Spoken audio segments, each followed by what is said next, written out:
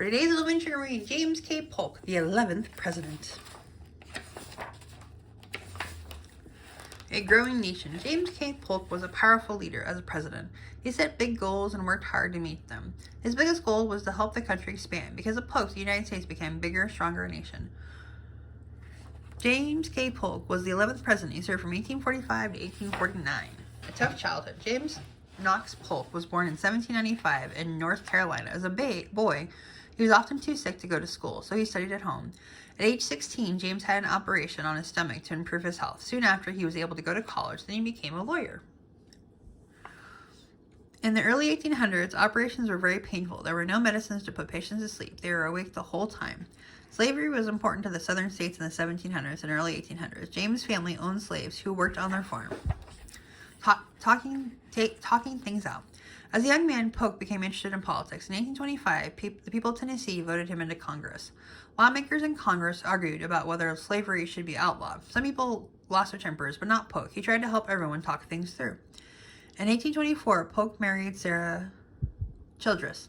Polk served as Speaker of the House from 1835 to 1839. The Speaker is in charge of the House of Representatives, which is part of Congress.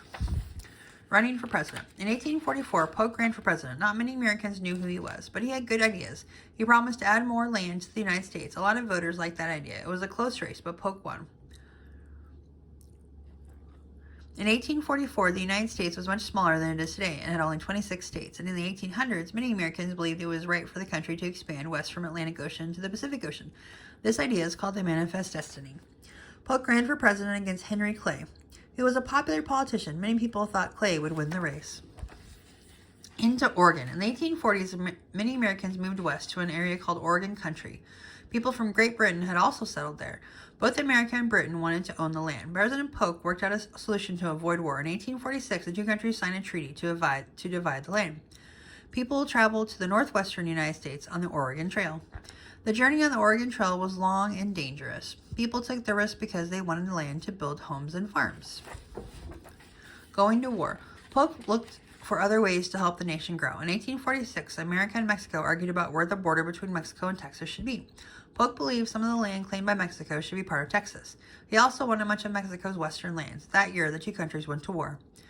American soldiers attacked a fort in Mexico during the Mexican-American War. Texas was once part of Mexico. In 1836, Texas won its freedom from Mexico. Texas was its own country until 1845, when it became part of the United States. Many people visit the Alamo in Texas each year. In 1836, Texas fought a battle there against the Mexicans. This was the flag of Texas when it was a free country. Today, it's the flag of the state of Texas. Fighting for land.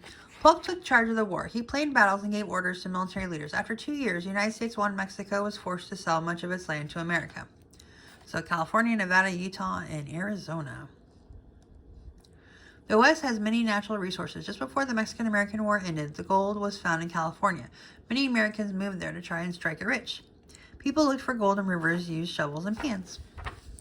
A strong leader. President Polk left office in 1849. Today, Polk is remembered for being a strong leader. He helped add about 1.2 million square miles, 3.0 million square kilometers to the United States. The land in the West gave Americans new places to build farms and cities. Polk County in Iowa is just one of many places named after the 11th president. Polk never took a vacation when he was president. This may have led to poor health and his death at age 53, 3 months after leaving office.